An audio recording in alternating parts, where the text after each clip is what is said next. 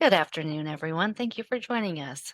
It is my pleasure to introduce Thomas Hayes. He's the founder, chairman, and managing member of Great Hill Capital. Now, to our live viewers, please type any questions you may have for Thomas in the chat box. Time permitting, we will get to those at the end of his presentation. And with that said, Thomas, I am right here if you need anything, and the floor is all yours. Well, thanks for having me, Shelley. So excited to be back with the Money Show. And the theme of this presentation, and I think you're going to find it very useful in the months ahead, is going to be outperformance themes for 2024. So anyone can buy beta for a few basis points in an ETF. You buy the S&P 500 and you're off to the races, and that's a good wealth builder. Over the long term, you just buy every single month. But when you want to look for outperformance, you kind of have to bet against the consensus and be right. So we're going to talk about some ideas in that context. Just a little background, why you should listen. I've been in the hedge fund business for about a decade and a half, long short equity predominantly, quality value tilt. The firm is Great Hill Capital, where I'm chairman and managing member. You can see me regularly on Fox Business. As a matter of fact, I'll be on Making Money with Charles Payne. Many of you know Charles Payne from the Orlando and Las Vegas shows. Tomorrow at 2 p.m., between the 2 p.m. and 3 p.m. hours. So definitely tune in to see Charles Payne. I know many of you already do that. CNBC, Yahoo Finance, BBC, etc.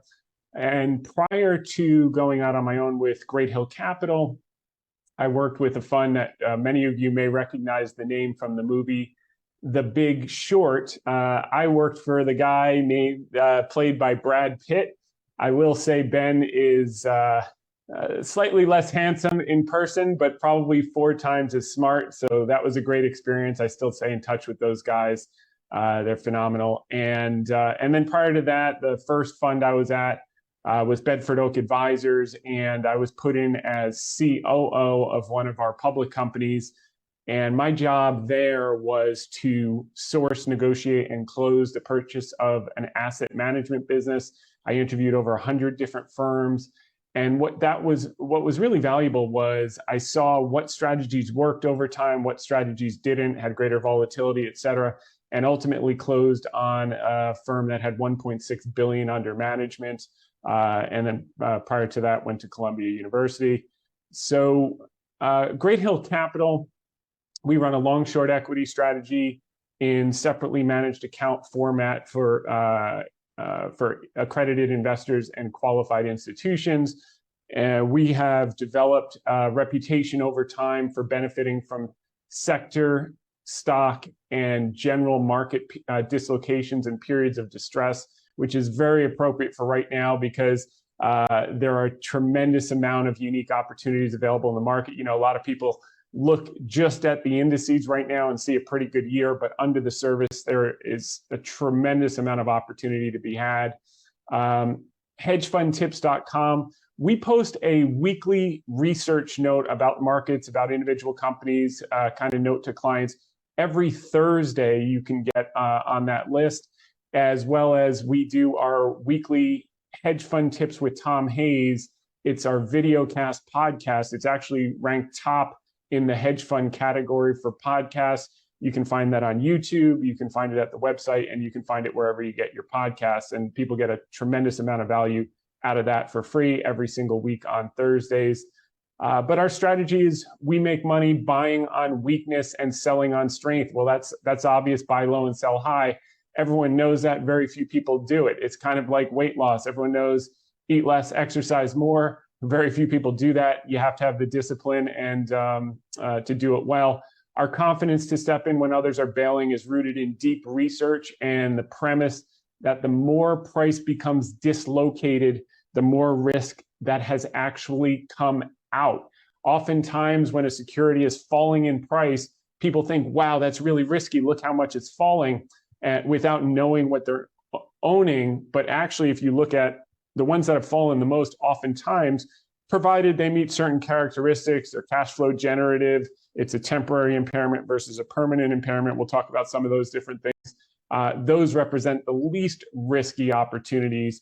The ones that keep going up and are trading at ridiculous multiples, people think they're the least risk because they keep going up. They oftentimes have the most risk. And most market participants see volatility as increased risk. We view it as increased opportunity. So our overriding investment philosophy in a nutshell: great investment opportunities come around when excellent companies are surrounded by unusual circumstances that cause the stock to be misappraised. That's from the master himself, Warren Buffett. And we're going to talk about it. But first, let's just do a high-level overview, because some of you are probably on this saying, what happened? This is an article, especially this morning, this is an article from just a couple of weeks ago from the Wall Street Journal at the end of October, and I immediately jumped on this in my Thursday article on the website. It was entitled, "Another Black Monday May Be Around the Corner." And these two authors thought they were going to be the next Paul Tudor Jones, who actually did call Black Monday in 1987. He called it on the Friday before. And these folks were cute. They put it out on the weekend before basically the last 2 Mondays in October, thinking they'd get 1 out of 2 right. They couldn't have been more wrong. And why were they so wrong? Number one, they got tied up, obviously, in the crisis in the Middle East with Gaza, Israel, and Hamas attack, which has been a complete tragedy. And more, they got captured in the sentiment of the market. Now, the authors of this article are academics and not market participants, but they're kind of a good proxy for what most of the world was thinking on October 22nd when they published this article. And the basis of their article, although it was clothed in a rational argument on the basis of money supply contraction, I think they were just behaving like most participants and selling anything that wasn't nailed down because they were nervous. But the argument was that money supply, M2 money supply, had contracted the most since the Great Depression, and therefore we were on the cusp of a Great Depression. So I show you here what they were pointing to, and they only showed a short while. I go all the way back to 1960. And then M2 money supply. And what's interesting about M2 money supply, while it has contracted on a year-on-year basis, it is so far above the long-term trend. And you can see here, I drew the trend line out from 1960 to 1975. Then it ramps up again from 76 to 95. Then it ramps up again from 95 to 210. And then from 2013 to present, we are not just exceedingly above pre-pandemic money supply levels. We are significantly above the long-term trend, including the normalized growth rate. We are $4 trillion above trend in excess money supply. That's liquidity, that drives growth, et cetera. So when they talk about contraction, and yes, it's come down, yes, the Fed has reduced the balance sheet, it's going to take several years to work down this amount of excess money supply. And then you consider the kind of pent up fiscal spending with the IRA plan, the government spending that hasn't even hit the market for many infrastructure products, and the multiplier effect of that. So, they basically gave us, 40% of GDP in 18 months, increased money supply. So they said we're running on fumes. It's $4 trillion of excess fumes, and that's going to carry us a long way. And that's why you see days like today, when inflation comes down, the Fed's out of the way, the amount of growth and upside in coming years can be a lot more than most people are thinking. Now, the key to the whole thing was yields had to peak. And these were charts I put in my article right around that time when, in fact, this was from 3 days after that article, and we had an outside reversal day on that Tuesday. And I said that, this is critical for the stock market. And it was preceded by, many people think it was a big hedge fund manager that came out and says, I'm covering my short on bonds. And that moved, $20 trillion of bonds, one person's tweet. Had nothing to do with that, because the 2-year yield had actually had its outside reversal day the week before, and it presaged what we saw in the 10-year yield. And we talked about that on our podcast the week before. So as you saw this roll over, that rollover. And now, as you look at today, absolutely collapsed down to 4.46, I believe, the 10-year yield. So we've gone from this just a couple of weeks ago when people were calling for the next Black Monday to now down to here, and we're off to the races, probably up 300-400 points on the S&P 500, a couple thousand on the Dow. So that's a big deal. And the knock-on implications to where can you make the most amount of money in the shortest period of time over the next 12 to 24 months is fully a function of this chart and its knock-on effect of the US dollar. So you can see here, these are all from that week, October 24th. You can see where it was peaking out, and we said we think momentum is here. This was Robert Slumer from RBC. Was right in line with our thinking there. Here was the TLT bottoming out. That's going to be continue to rally. You had a negative divergence on the TLT where momentum was picking up, but price was going down. That's often what you see at bottoms because all these people get wiped out with their stop losses and then they take it up. And now I think this is up 10 points from 82 to almost 90 today on the TLT. And that's just beginning in our view. You also saw record shorts in 10-year Treasury futures. Hedge funds were the most short the 10-year Treasuries that they've been since October of 2018. If you go back to October of 2018, that was, let's see here, right before a monster rally in bonds. That was right here, ladies and gentlemen. So you can see here, the last time they were this short bonds was right here. And it was a very similar situation where you made a lower low, which faked everyone out, took everyone out, and then bonds absolutely rallied for the next 12 to 18 months. Lower low again here, and bonds are going to continue to rally for the next year for the foreseeable future. The dollar was starting to wane momentum.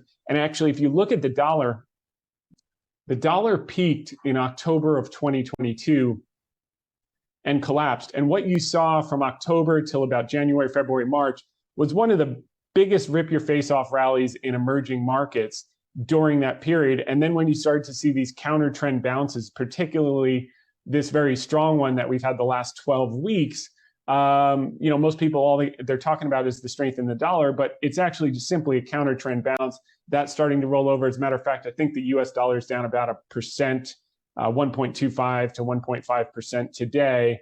And that's going to have broad ramifications for emerging markets and some other couple opportunities we're going to discuss here. High yield spreads, as pessimistic as everyone was, they were holding in just fine. That's a key indicator of recession, and they were in good shape. They've since come off the boil here, and a lot of people are calling junk bonds the best contrarian trade for 2024. We don't play in that space, but we could definitely see the argument for that. We're now moving into strong seasonality, which we had pointed to that week, and that's going to persist through year end, particularly given how people were positioned into year end. As pessimistic as those two academic authors that said the end of the world was coming with Black Monday, watch out, hide under the table and so on and so forth. This is the normal seasonality of this time of year. So, we're probably somewhere in here. We've had this big rally off the October low.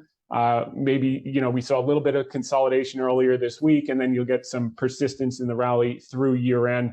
Probably more exacerbated on the upside just because of how negatively everyone was positioned. And you can see here the normal seasonality from Jeff Hirsch over at Stock Traders Almanac. Here is the fuel for the bull market of 2024. You had excess cash and T-bills. When people say people are overweight bonds, they were overweight short end of the curve Treasury bills. They were short and underweight the long end of the curve, which is the long end of the curve is what's rallying more meaningfully, and it will due to duration moving forward. But you had here the B of A private clients, excess cash and T-bills. So they were hiding out here at the low in October 2013, and to get that to a normalized ratio, averages 13%. They were up to 15%. They're going to have to chase up. The bull and bear indicator was at a buy. Pessimism was at an extreme high. Even this sentiment remains bearish around growth and profit expectations. The new data on this just came out today. And while outlook was as bearish as it was during the great financial crisis lows coming out of those bottoms in March of 2009 and the COVID lows in 2020, it hasn't moved up much higher this month. It may be up, right around here, which means we've got a long way to go until we see some euphoria and we start getting a little worried and want to take profits. This game is just beginning, and people are caught massively offsides, both being short bonds and being overweight cash and underweight equities. The cash levels were elevated. That was another tell that we talked about last month. This has now come down to 4.7, so it's starting to move in the right direction, but it's nowhere near the low levels it gets at the beginning of bull markets right before you take off. So you could see these cash levels come down, and still there's upside opportunity, but we're nowhere near that level of risk managers we're taking. This today, again, back down to 2009 levels. This today is only up just a fraction. We're nowhere up where we would start to get worried about froth or excitement. The most crowded trades haven't changed this month.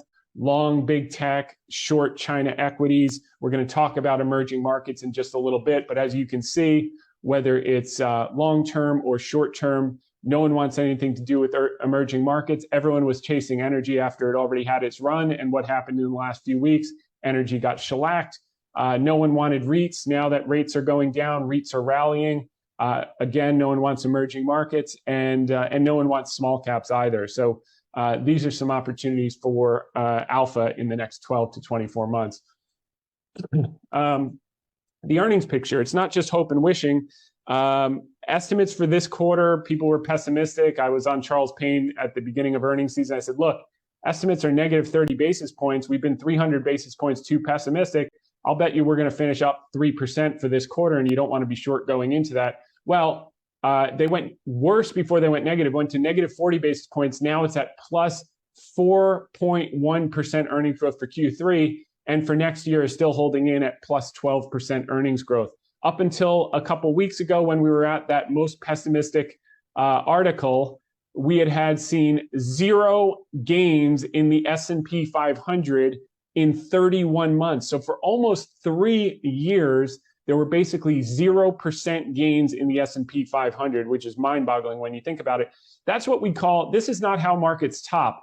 This is what we call consolidation after a huge rally off the COVID lows. They consolidated sideways for 2 to 3 years, and now they're working higher towards the next leg in the run.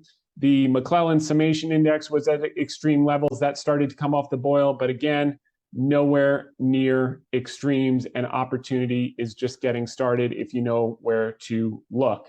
A lot of people do this kind of chart fantasies on Twitter where they talk about, they overlay it with 2008 and 1929 to try to scare people out of their positions. Well, what we look at is long-term secular bull markets. And this is from BMO Capital Markets, kind of overlaying what a normal 20-year secular bull cycle looks like. And as you can see here, we're kind of right in the halfway point, which would imply that the roaring 20s is a strong possibility through the end of the next decade, being a period of prosperity on the basis of demographics. The largest part of our population, the millennials, is 33, 34 years old. Housing formation, family formation. If you go through history, through all these periods, you've had these 18 to 20-year periods of sideways consolidation of equity markets when you had a slump in population, like you did with my generation. Generation X, was basically from this sideways period here, because we only had 65 million people, and the same thing you had in the 70s. Then the boomers got up to those early 30s, and you saw this monster rally from 1982 to 2000, sideways till 2013. Now the millennials are kicking in, and we're about halfway through. We think we've got another 8, 10, 12 years. And that implies some serious upside for the S&P 500. If you look at Robert Slumer's stuff from RBC Wealth Management, these normal cycles. So while everyone keeps looking at recency bias, when are we going back to 2009? We've had, up years. If you look here, when you come out of these huge downdrafts, whether it's the mid 70s, 73, 77, and you get these big rallies. You're up many hundreds of percent, but you're only halfway through the secular bull. Same thing with the 30s, 1932, 1937, and then you rally for many, many years, but you're only halfway through the long-term cycle. And I think that's where we are right now, and people are really underestimating. That's in part due to the demographics. It's in part due to the excess money supply. Now, where's the opportunity? Outsized returns must bet against consensus and be right. The second part of that sentence is the most important part. So let's look at where we are. Large cap S&P trading at 18.3 times earnings, mid cap, much bigger bargain at 12.8 times, and small cap, which you can't give away, at 11.9 times. Wall Street's the only place when they hold a clearance sale, no one shows up. What's the weight on small caps? Well, it's financially weighted. So everyone's afraid of the regional banks. I think as you're seeing the rates compress, the refinancing opportunities are going to start to be clear to the market. And the mark-to-markets, which is the most important thing, if you remember from the March crisis, they all had to buy treasuries up because the deposits were rolling in as a result of all the free cash from the government. Those portfolios got marked down. Every day you see the bonds rally, TLT rally, that's helping the mark-to-markets on all these regional banks, which is going to drive the small cap index. And you look here, just to give you a longer term perspective on the multiples on the mid cap and small cap down here in blue and green, there are periods of massive outperformance, like you had from 2011 to 2015 coming out of the trough, and like you had from actually 2002 to 2007, and underperformance like we've seen of late. You want to buy it when it's underperforming and sell it when it's outperformed for a long time. This is from Seth Golden. This note here from Derek Horstmeyer, George Mason University, shows that the first half of an interest rate peak has historically been where investors can get the best returns, with returns falling off sharply during the second half. And the biggest outperformer after interest rates peak in the first year or 2 years is going to be small caps. And you can see that looking backwards, they were the worst performers. And the exact same thing, the only other group that has such a dramatic outperformance is going to be emerging markets. And you can't give away both. Small caps and emerging markets are our themes for 2024, 2025 for getting massive outperformance. You can see here, since 2009, what's outperformed the US, what's underperformed emerging markets. Well, look what happened runs in cycles. Look what happened from 2002 to 2007. The exact opposite was true. So here you had US up 540%, emerging markets up only 97%. And in 2002 to 2007, you had emerging markets up almost 400%, while the US was only up 100%. We think we're going to now move back to emerging markets being up 300-400% over the next 5-7 years, and US performing well, but less well. And that's a function of the dollar. Here is the dollar overlaid with the Hang Seng, Hong Kong stock market, which effectively a proxy for China. The black line is the US dollar. As you can see, when it was strong, the Hang Seng rolled over. As it weakened, you had the biggest rally in the Hang Seng in history, basically 4x in a period of 4 years from 2003 to 2007. Then the dollar strengthened, it collapsed, dollar weakened, it rallied, et cetera. And I'm going to show you this is probably the most important chart of the day, which is just a simple emerging markets chart with relative strength. Everyone knows this monthly. Every time it got below 30, and then you had this moving average convergence, divergence, crossover. What did you see? You saw emerging markets rally as the dollar weakened. So here, dollar was at its peak in black, emerging markets was at its bottom. As the dollar weakened, emerging markets rallied 474%.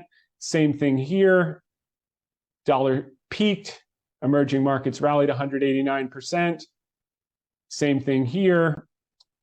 Emerging markets rallied 91%. And here we are once again, the dollar peaked last October. You have the moving average convergence, divergence, crossover. You had the RSI. And I think we're looking very close to this dotted line here, where you had the bottom last year, then you have a little rally and check back before the big move as the dollars come off the boil, but it's doing some checkbacks, and then you get the big monster rally once everyone's out. And sentiment and positioning in emerging market is so despondent, like it was in 2003, just before it rallied 474%. So that 2002 to 2007 all over again. Well, what outperformed during those periods? Emerging markets and small cap US. What also outperformed was growth, value relative to growth. The blue line here is value. The red line is growth. As you can see, growth has outperformed because rates got compressed down to zero. Rates are coming off the boil, but they're not going back down to zero anytime soon. And that's a perfect environment for value to start to outperform. Maybe not before year end because of tax loss selling, but certainly prospectively as the calendar turns, people are going to be looking for bargains, and that's where they're going to look. And then the ones that are skeptical, opinion follows trend. They'll get on board as price goes. They will follow. Two ideas to our best ideas, our biggest positions as it relates to taking advantage of emerging markets and taking advantage of small caps. Is Alibaba. Okay, this is controversial, but they're breaking it up into 6 parts. Ali Cloud is the equivalent of where Amazon Web Services was in 2016 before they had their parabolic move. China's 5 years behind the US in terms of digitization. And here's a business you can buy at 2014 prices when they IPO'd. Today, the exact same price. The difference is revenues have grown by almost 900%, cash flows grown over 500%, earnings grown over 500%. And you can see the consistent growth, even while the economy had been shut down. So you say, well, what's happening? If the cash flow per share keeps growing every single year and the earnings keep growing every single year, which it had a little bit of a respite last year. You had a step backwards in earnings, not in cash flow, but it's reaccelerating. This year will again be a record year. What changed? The only thing that changed was the multiple, which contracted dramatically due to all the geopolitical headwinds, et cetera. But as the dollar weakens and money flows back into emerging markets, this is a major weight. And if you overlay the Alibaba chart with an emerging market chart, you'll find basically no difference. So the fundamentals won't matter until they do. And then once they do, it's off to the races. Last time we saw something like this was Microsoft in the mid-90s. They grew revenues 100% from 2006 to 2013, cash flow by 200%, earnings by 100%. The stock did nothing during those 7 years. And then the next 7 years with similar growth, the stock was up 1,500%. So it's like a coiled spring, and that's what we see for BABA. And then the last one for the small cap US is a company we talked about publicly last May 2022 when it was trading at $5.50. We built up a large position, talked about it on Fox. They got their refinancing done. The stock's now up 3x. That's the bad news. But the good news is it's just getting started, even though it's $18. Why? This was a $146 stock. It traded down as low as $3.50 on fear that it couldn't refinance. There were no semiconductors. The production was down. Well, the production is coming back now. They provide sealing systems around the windows, fluid and brake delivery systems, and fluid transfer systems that are the top in all 3 categories. We believe that at 85% of industry new car production from 2017 levels, when they earned $7 a share, if we just get back to 85% production, not 100% production, the company, because it's leaned down and they've run it properly, can earn $7 a share. And then the question is, do you get a peak multiple like when it was trading at $146 of 20 times on that $7 of earnings, or do you get a trough multiple of 10 times on that $7, which would be a $70 stock, and we're only at 18. So it's going to take some patience, but the key is the industry volumes. If the industry volumes come back, the operating leverage in this business, every single cycle, as you can see, whether it's 2009, 2001, 1980, the same thing happens every time the volumes return, and suppliers like this have massive operational volume and huge upside. So I talked about the podcast. You have the hedgefundtips.com. If you on Twitter, @hedgefundtips, and here's my contact information if you want to reach out directly, tjh@greathillcapital.com, and there's a phone number. So we have time for maybe one question, and then we'll wrap it up. It's 1:30, 1:29. Wow, very good, Thomas. We have one question. What are your thoughts on the recovery of China's economy? Yeah, I think this is the most underestimated story that's out there, and you got a couple catalysts this week with the meeting with Xi and President Biden. I think is going to be a positive catalyst. You've got Alibaba earnings on Thursday morning, which I think people are going to see that results continue to come in much better than people expect. And there's a lot of stimulus in the pipeline that they've been putting out in dribs and drabs over the last 6 to 9 months that I think is all going to start to see the effects at once. So we do think that the outcome of China's economy is going to be much better in 2024 than people are anticipating. Very good. Thank you, Thomas. That does conclude our time for this.